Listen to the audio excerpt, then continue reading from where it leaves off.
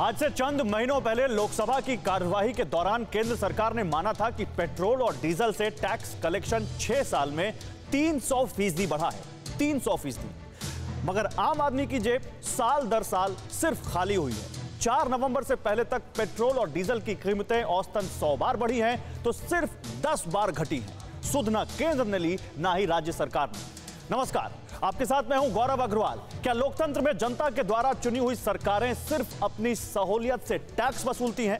अगर ऐसा होता है तो क्या इसमें बदलाव नहीं होना चाहिए? केंद्र ने पेट्रोल डीजल पर थोड़ी राहत दी, कुछ राज्यों ने भी इसमें अपना सहयोग किया जिससे जनता को थोड़ी राहत मिली।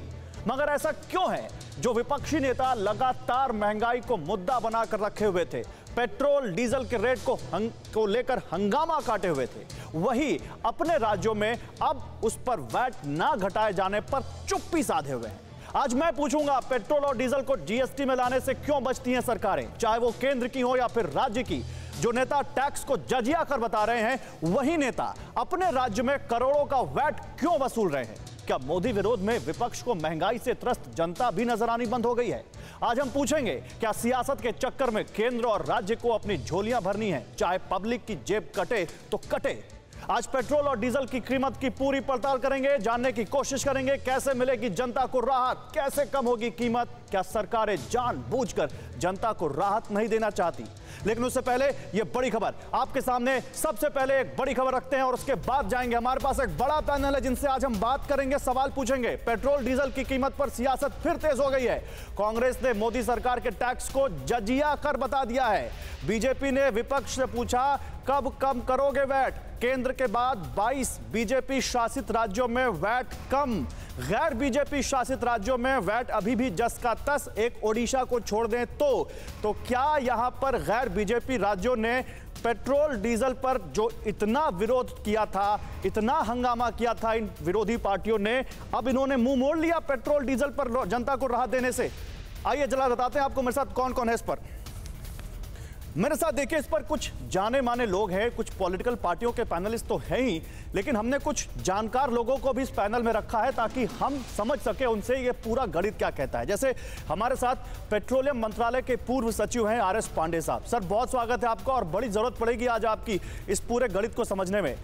मनी 9 के एडिटर अंशुमान तिवारी हैं, आर्थिक मामलों पर अच्छी पकड़ रखते हैं। इनसे भी इस बारे में जानेंगे कि ये जीएसटी के दायरे में क्यों नहीं लाना चाहते राज्य सरकारें या केंद्र सरकार क्यों नहीं ला पा रही है। बीजेपी के प्रवक्ता राजीव जेटली हमारे साथ हैं, सुरेंद्र राजपूत हैं, कांग्रेस के प्रवक्ता खालिद अब्दुल्ला हैं, टीएमसी के नेता, और संजीव झा हैं, आम आदमी पार्टी के विधायक। आप सभी लोगों का बहुत बहुत स्वागत है। और संजीव हमारे साथ जुड़ेंगे भी थोड़ी देर में, लेकिन पहले जरा हम आपको कुछ समझाते हैं, अपने पैनलिस्ट के पास जाएं उससे पहले आपको थोड़ा और समझाते हैं, थोड़ा और ये जो गुत्थी है इसको खोलने की कोशिश करते हैं, और फिर क्योंकि ओपन डिबेट होगी, सभी बोलेंगे, सबसे सवाल पूछेंगे। लेकिन पहले समझिए, इतना टैक्स क्यों लेते हो? सवाल समझिए पहले, इतना टैक्स क्यों लेते हो भाई? जनता की जेब पर इतना बोझ क्यों डालते हो?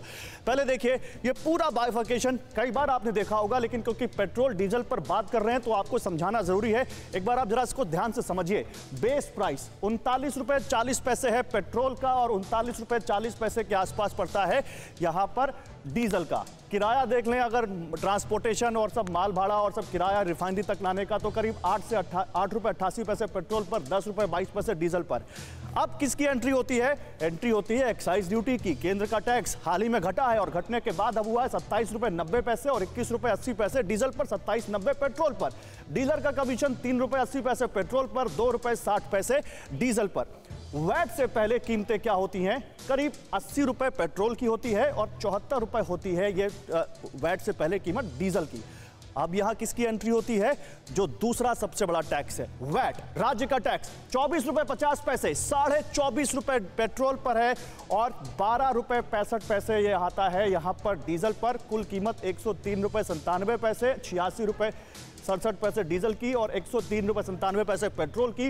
नवंबर 2021 को दिल्ली में पेट्रोल डीजल के दाम, यानी ये हम आपको दिल्ली का, यानी देश की राजधानी का पेट्रोल डीजल का दाम बता रहे हैं। सवाल है कि ये टैक्स 27 रुपए 28 रुपए केंद्र का, 24.5 रुपए पेट्रोल का राज्य का, ये दोनों आप जोड़ लें अगर, तो ये आधी कीमत से भी ज्यादा बैठता है।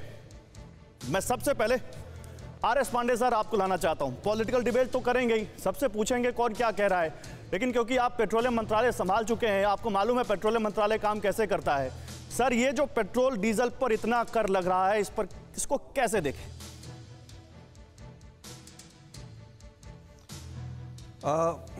ये कर तो बहुत इनका लेवल हाई हो गया था। कुछ राहत तो मिली है, किंतु और राहत मिलनी चाहिए, क्योंकि अभी जो 5 रुपये पेट्रोल में और 10 रुपये डीजल में पर लीटर जो एक्साइज ड्यूटी में केंद्र सरकार ने कमी की है, दाम का देखें तो पिछले 1 महीने में 8-8 रुपये दाम बढ़ गए। पिछले 6 महीने में करीब 20 रुपये, 18-20 रुपये दाम बढ़ गए। पिछले 1 साल में देखें तो करीब 30 रुपये दाम बढ़ गए पर लीटर। 1.5 साल में देखें तो करीब 36 रुपये और 40 रुपये दाम बढ़ गए। तो ये दाम बढ़े क्यों? 2 कारण हैं। एक तो क्रूड के दाम बढ़ते घटते रहते हैं, इधर बढ़ रहे हैं तो उस पर बढ़ रहा है।